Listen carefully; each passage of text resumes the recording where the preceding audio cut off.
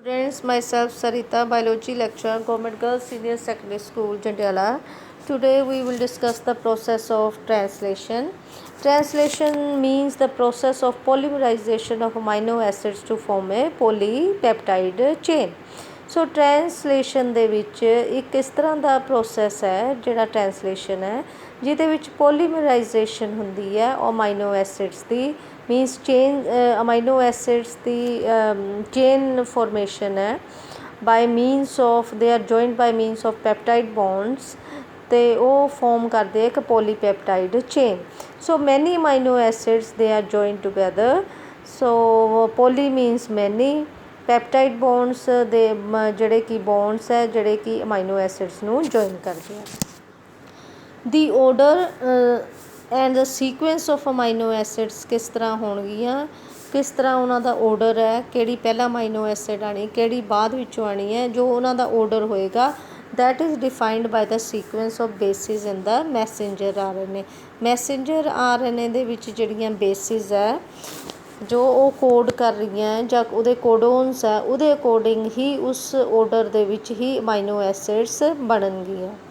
So amino acids are joined by bond which is known as peptide bond और जड़ी amino acids join कर दिया हैं that are joined by the peptide bond. Formation of a peptide bond requires energy और जड़ा peptide bond उन्हां दे विच formation होनी है that requires the energy और जड़ी इहदे विच energy है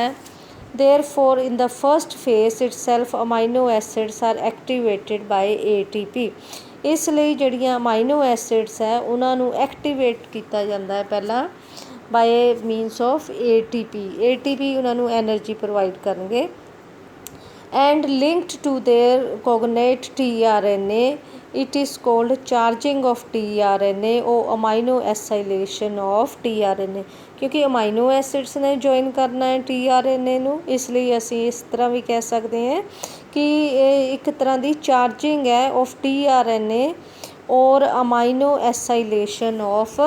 tRNA क्योंकि अमाइनो एसिड्स उहदे नाल अटैच होंदी हैं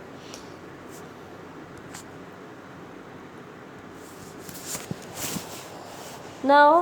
ATP की ब्रेकडाउन हो जाएगी 2-phosphate and formation of AMP adenosine monophosphate so activation of amino acids दे विच की है कि ATP यूटिलाइज होया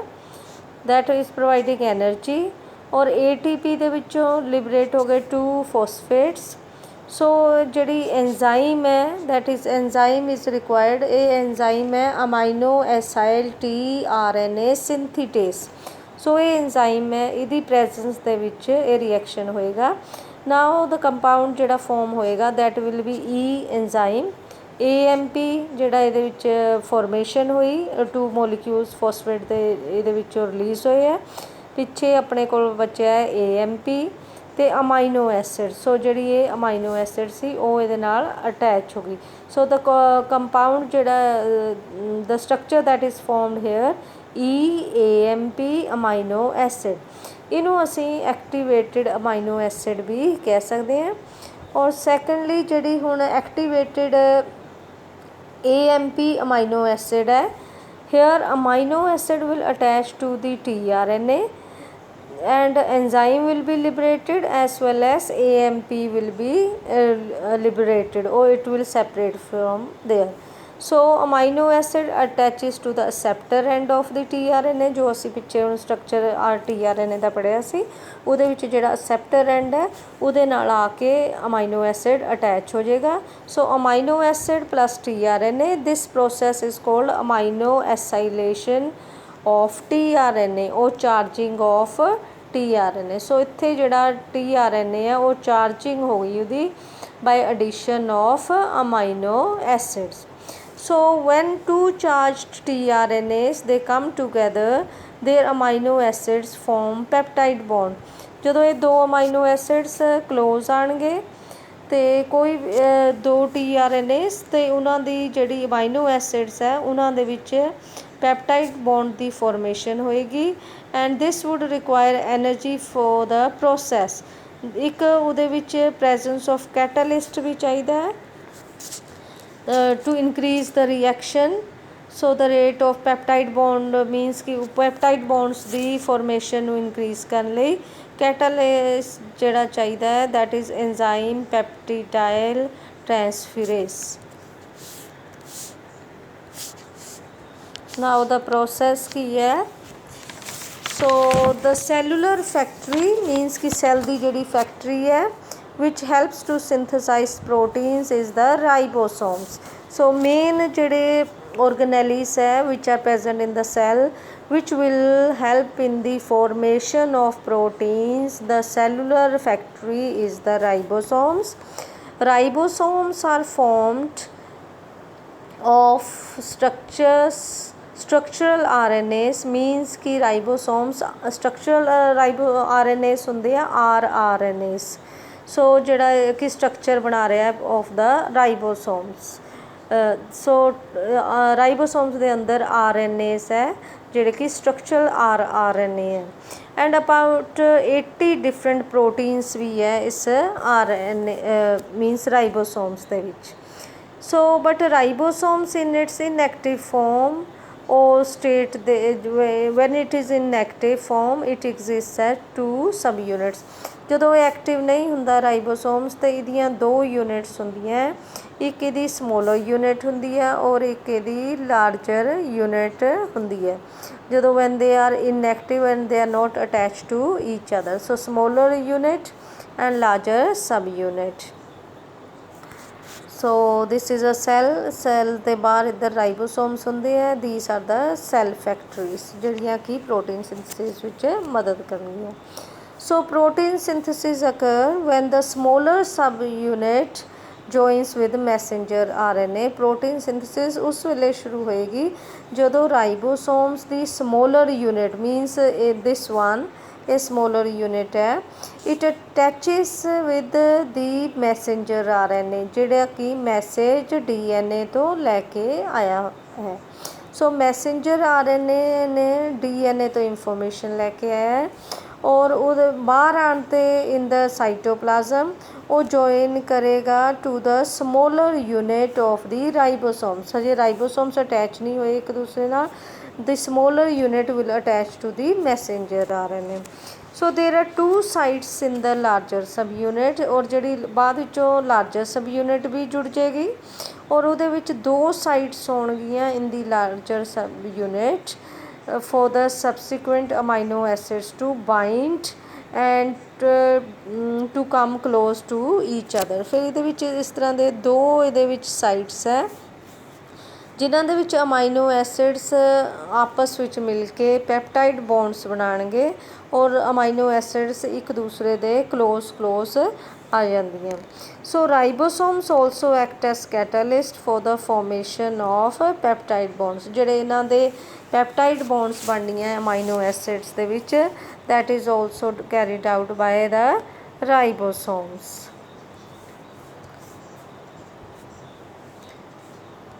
Now here सो ये राइबोसोम है एक ਇਹਦੇ ਵਿੱਚ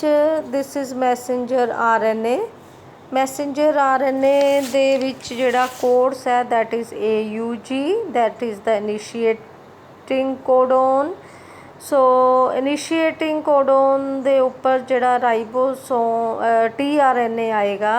that will bring methionine. So methionine is the first ਜਿਹੜੀ amino acid that is brought. So ਆਪਾਂ ਇਹ this was A site and this is P site. A site ਜਿਹੜੀ है that is for the acceptor site है और ਜਿਹੜੀ P site है that is peptide bond formation है. सो दे 2 sites ਦੇ ਵਿੱਚ ਜਿਹੜੀ tRNAs they will come and join and they will bring the amino acids. सो ये राइबोसोम दी लार्जर यूनिट है ये स्मॉलर यूनिट है. सो हेयर जी फर्स्ट पोजीशन है दिस वन ये जी tRNA है that is bringing methionine amino acid और जी सैकेंड पोजीशन है that is A acceptor site है इत्थे tRNA that will bring GUA will code for valine, so it will tRNA will bring valine, so that will come on the acceptor site. सो इस तरह जी अगे है कि जी हुण tRNA from the P site it will be liberated और release हो जाएगा, और जी ए वाला अमाइनो एसिड है दैट tRNA जोड़ा इधर आके जॉइन होया है here bringing the amino acid, it will move to the position minus जी मिथाइन और इहदी जी अमाइनो एसिड, सो हेयर इत्थों देखो जी मिथाइन है, मिथोनाइन है और वैलीन है, उन्होंने पैप्टाइड बॉन्ड बन जाएगा और tRNA जोड़ा इहदा फर्स्ट वाले का रिलीज़ हो जाएगा and this tRNA will come in this position. So जोड़ा इहदी अमाइनो एसिड है दैट इज़ वैलीन और उहदे नाल पैप्टाइड बॉन्ड बनया मिथोनाइन का, सो tRNA दे नाल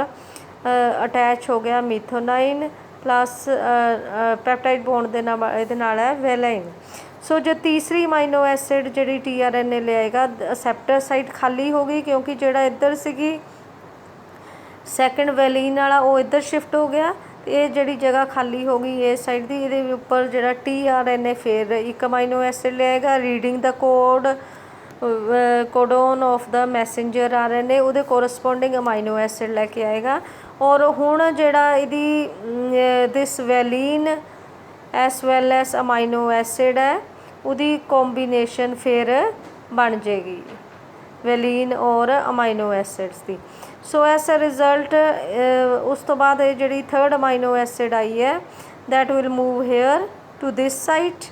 और उहदे उपर जी अटैच हो गई तुहाडे को मिथोनाइन मीनस नीचे थर्ड वाली हो गई, फिर उस तो बाद वैलीन हो गई, उस तो उपर मिथोनाइन जी कि फर्स्ट अमाइनो एसिड है। सो इस तरह जी ग्रोइंग पॉलीपैप्टाइड चेन की फॉर्मेशन होएगी।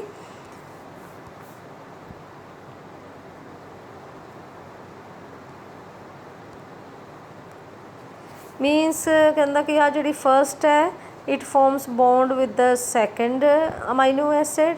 और ए वाली जी tRNA ये लिबरेट हो जाएगा और इहदी जगह तो ए मूव कर जाएगा tRNA। सो इहदे उपर वैलीन दे नाल जी अमाइनो एसिड जी शिफ्ट हुई है वो वैलीन दे उपर होएगी। नाउ जी वैलीन है that will form the connection with the next दे नाल बना लेगा कनैक्शन अमाइनो एसिड दे नाल, फिर जो इधर मूव करेगा ये अपने को आ गया A3 जी तीजी अमाइनो एसिड है, दूसरी वैलीन, उस तो उपर आ गई मिथोनाइन। सो इस तरह ये जी चेन बन रही है that is a growing polypeptide chain और इस प्रोसैस नूं असीं कहने हैं elongation. So transitional unit in messenger RNA जी यूनिट है मैसेंजर RNA दी of RNA that is flanked by start codon AUG and stop codon that stop codons and codes for a polypeptide chain। जी हुण इहदी actual transcription unit होएगी मीनस it is flanked मतलब दोनों पासे ये घिरी हुई है, एक पासे ये जी इनिशिएटिंग कोडोन है और दूसरी साइड जेडे ये एंडिंग कोडोन्स है या स्टॉप कोडोन्स है। So there this is start codon this is the stop codons आ जी अंदर वाली ट्रांसलेशन यूनिट है that is coding for the polypeptide.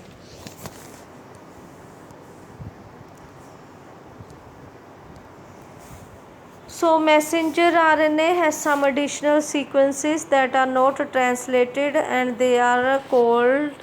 as untranslated regions। messenger RNA है जिहड़ा उहदे विच कुछ इस तरह के regions हुंदे है जिहड़े कि नॉट ट्रांसलेटेड उहदी कोई अमाइनो एसिड कोरसपोंडिंगली नहीं बनते मीनस कि उहदी कोडन्स नूं नहीं रीड किया जाता and they are known as untranslated regions or UTR। So these are not involved in translation। UTRs are present at both 5 end दे विच भी present है and before the start codon तो भी पहला ये आ जाते हैं UTR and at the 3 and जो 3 and last वाला है स्टॉप कोडोन्स तो बाद वाला जोड़ा स्टैंड है